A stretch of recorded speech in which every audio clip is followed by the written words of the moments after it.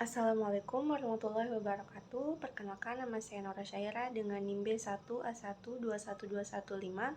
Di sini saya akan mengerjakan tugas ujian tengah semester mata kuliah alternatif penyelesaian sengketa, di mana tugas ini diampu oleh Bapak Muhammad Falian Arsinugraha.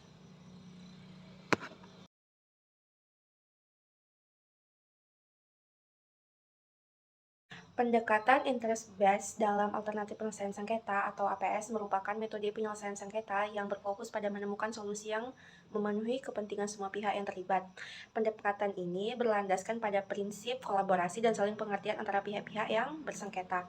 Nah, perbedaan interest based dengan power based dan risk based itu akan saya utarakan dalam uraian berikut. Yang pertama, pendekatan power based itu di mana pengertiannya merupakan penyelesaian sengketa yang didasarkan pada kekuatan dan pengaruh salah satu pihak. Nah, kelebihannya itu cepat dan efisien. Kekurangannya tidak adil dan tidak berkelanjutan. Contohnya itu seperti perusahaan besar menggunakan kekuatannya untuk memaksakan persyaratan pada perusahaan kecil dalam sengketa kontrak. Selanjutnya, risk based itu di mana pengertiannya adalah penyelesaian sengketa yang didasarkan pada aturan dan hukum yang berlaku. Nah, kelebihannya itu adil dan objektif. Kekurangannya bisa kaku dan tidak fleksibel. Contohnya itu, dua tetangga berselisih tentang batas tanah dan memutuskan untuk menyelesaikan sengketa di pengadilan. Selanjutnya yang terakhir itu adalah interest based, di mana pengertiannya penyelesaian sengketa yang didasarkan pada menemukan solusi yang memenuhi kepentingan semua pihak.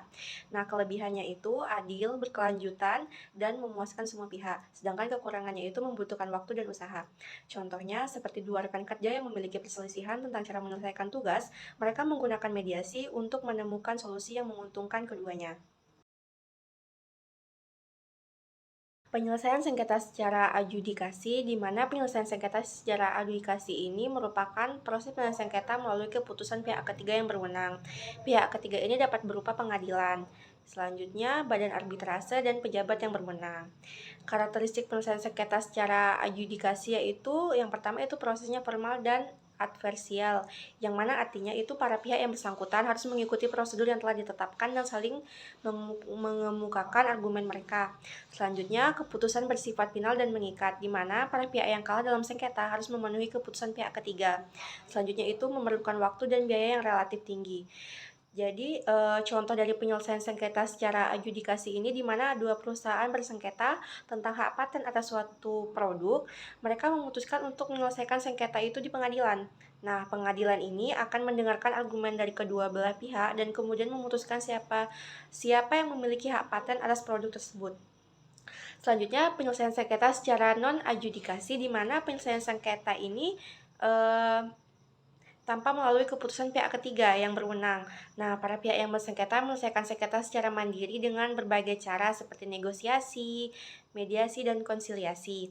Nah, kalau negosiasi itu para pihak yang bersengketa berdiskusi secara langsung untuk mencari solusi sama-sama yang menguntungkan. Sedangkan mediasi itu memerlukan seorang mediator netral untuk membantu para pihak bersengketa untuk mencapai kesepakatan. Sedangkan konsiliasi itu di mana seorang konsiliator membantu para pihak yang bersengketa untuk memahami sudut pandang masing-masing dan menemukan solusi yang kreatif. Selanjutnya, karakteristik penyelesaian sengketa non-adjudikasi ini di mana prosesnya informal dan kooperatif, di mana para pihak yang bersengketa bekerja sama untuk mencari solusi yang sama-sama menguntungkan. Selanjutnya, keputusan tidak bersifat final dan mengikat, di mana para pihak yang bersengketa bebas untuk menerima atau menolak solusi yang diajukan. Selanjutnya itu memerlukan waktu dan biaya yang relatif lebih rendah. Nah, contoh penyelesaian sengketa secara non-adjudikasi di mana seorang karyawan merasa dirugikan oleh kebijakan perusahaan. Karyawan tersebut bertemu dengan perwakilan perusahaan untuk mendiskusikan masalahnya. Mereka menggunakan teknik negosiasi kolaboratif untuk menemukan solusi yang memenuhi kebutuhan kedua belah pihak. Solusi yang mungkin disepakati adalah memberikan kompensasi kepada karyawan atau mengubah kebijakan perusahaan.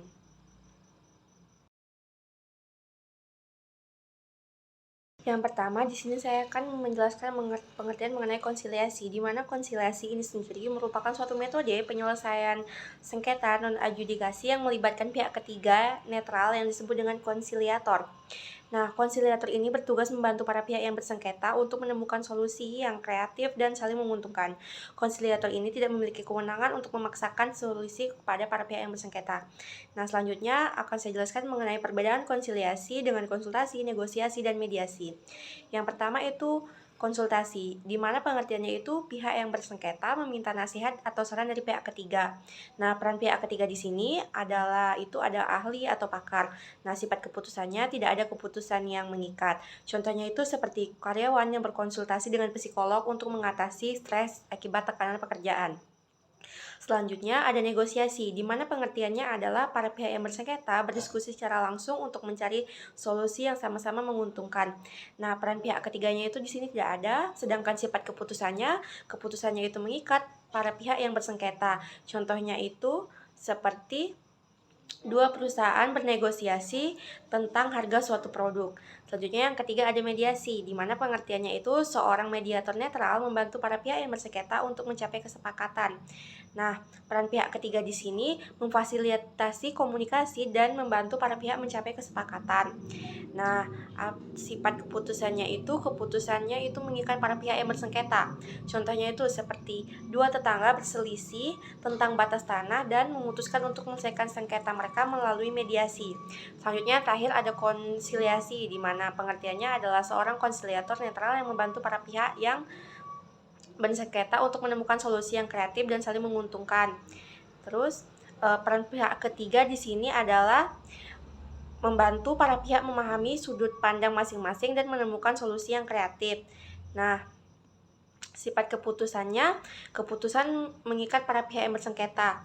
Contohnya itu seperti dua perusahaan yang bersengketa tentang hak paten atas suatu produk mereka memutuskan untuk menyelesaikan sengketa melalui konsiliasi. Di dalam pasal 5 Undang-Undang Nomor 30 Tahun 1999 tentang arbitrase dan alternatif penyelesaian sengketa atau Undang-Undang Arbitrase mengatur tentang kompetensi arbitrase, yaitu batas-batas dan jenis sengketa yang dapat diselesaikan melalui arbitrase. Yang pertama, itu sengketa di bidang perdagangan. Arbitrase hanya dapat menyelesaikan sengketa yang timbul dari transaksi komersial antara pihak seperti perjanjian jual beli, sewa, dan kerjasama bisnis. Sengketa yang tidak terkait dengan perdagangan seperti sengketa keluarga, sengketa tanah, dan sengketa pidana itu tidak dapat diselesaikan melalui arbitrase. Selanjutnya yang kedua, hak yang dikuasai sepenuhnya oleh pihak yang bersengketa. Arbitrase hanya dapat menyelesaikan sengketa melalui hak-hak yang secara hukum dan peraturan diperbolehkan untuk diselesaikan oleh para pihak yang bersengketa. Sengketa mengenai hak-hak yang diatur oleh hukum, seperti hukum publik itu seperti hak atas tanah, hak atas lingkungan hidup, dan hak atas perlindungan konsumen. Umumnya di sini tidak dapat diselesaikan melalui arbitrase. Selanjutnya, contoh sengketa yang dapat diselesaikan melalui arbitrase itu sendiri yaitu dua perusahaan bersengketa tentang pelanggaran perjanjian jual beli. Yang kedua ada seorang investor dan perusahaan rintisan bersengketa tentang interpretasi perjanjian investasi. Selanjutnya itu ada dua perusahaan bersengketa tentang pembagian keuntungan dari usaha patungan. Nah, sengketa yang tidak dapat diselesaikan melalui arbitrase itu yang pertama ada sengketa perceraian dan hak asuh anak, yang kedua sengketa kepemilikan tanah dan batas tanah, selanjutnya ada sengketa pidana seperti penggelapan dan penipuan. Lalu ada sengketa mengenai hak-hak yang dilindungi oleh hukum publik seperti hak atas lingkungan hidup dan hak atas perlindungan konsumen.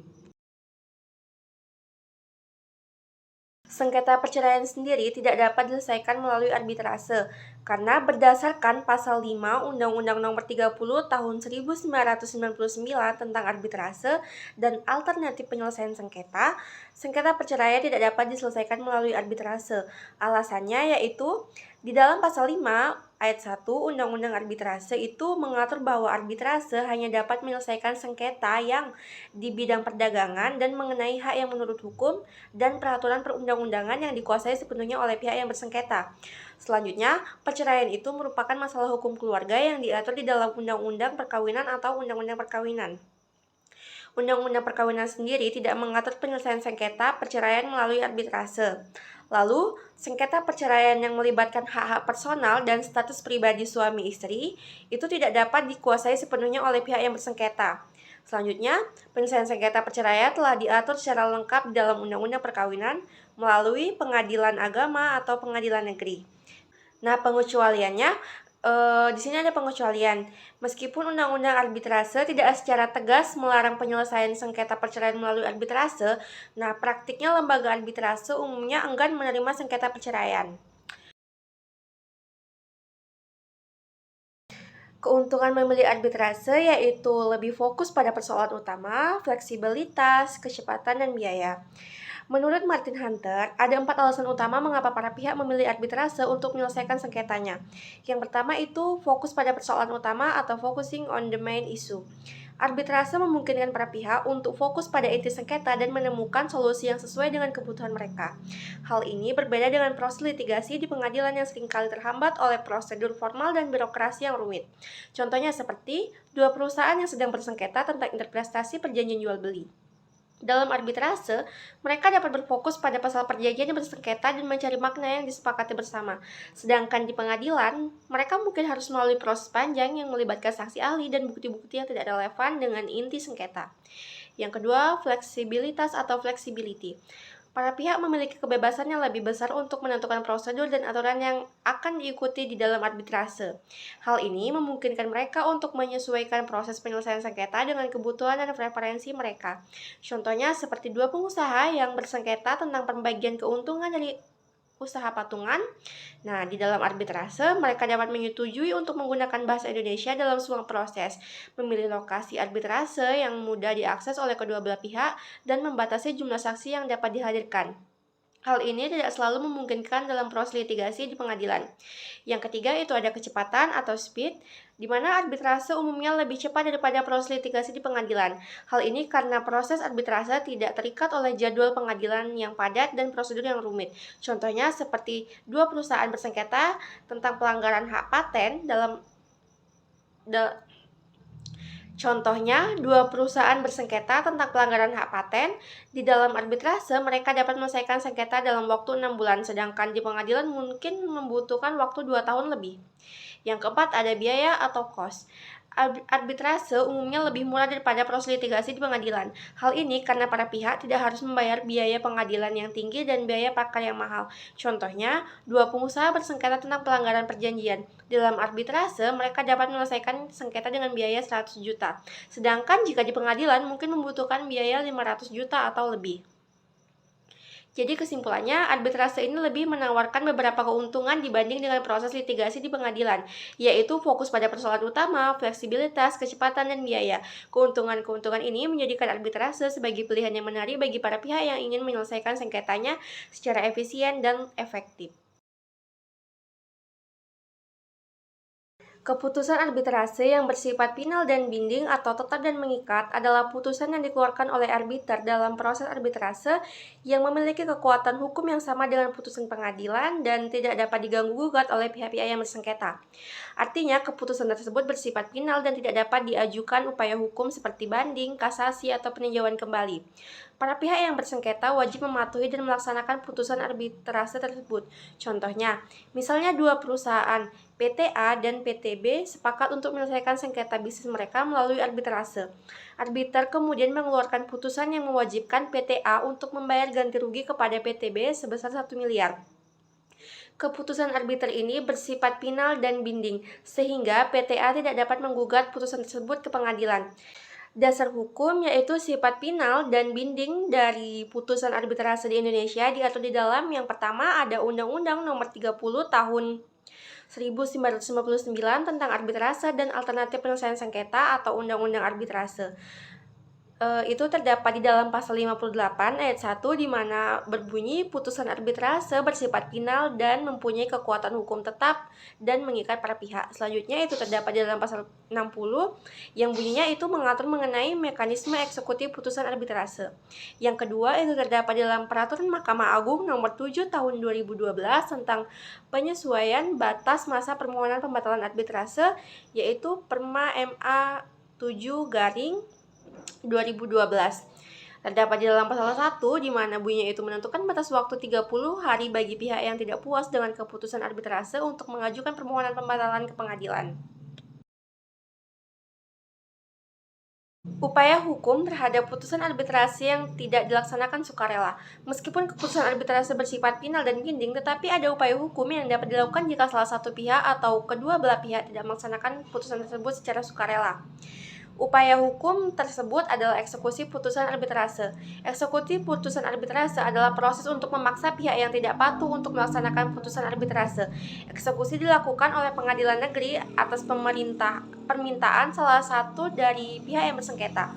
Langkah-langkah eksekusi putusan arbitrase yaitu yang pertama, pihak yang ingin mengeksekusi putusan harus mengajukan permohonan eksekusi kepada ketua pengadilan negeri yang berwenang. Yang kedua, permohonan eksekusi harus disertai dengan salinan putusan arbitrase yang asli dan bukti bahwa putusan tersebut belum dilaksanakan. Yang ketiga, ketua pengadilan negeri akan memeriksa permohonan eksekusi dan mengeluarkan penetapan eksekusi jika permohonan tersebut memenuhi syarat. Yang keempat, penetapan eksekusi akan disampaikan kepada jurusita untuk dilaksanakan. Yang kelima, jurusita akan melaksanakan eksekusi sesuai dengan isi putusan arbitrase. Contoh kasusnya, di dalam kasus yang disebutkan sebelumnya, PTA yang memenangkan putusan arbitrase tidak menerima pembayaran ganti rugi dari PTB dapat mengajukan permohonan eksekusi kepada pengadilan negeri. Lalu, ketua pengadilan negeri akan memeriksa permohonan tersebut dan mengeluarkan penetapan eksekusi jika permohonan PTA memenuhi syarat. Selanjutnya, jurusita kemudian menyita aset PTB untuk melunasi ganti rugi yang diwajibkan kepada PTA.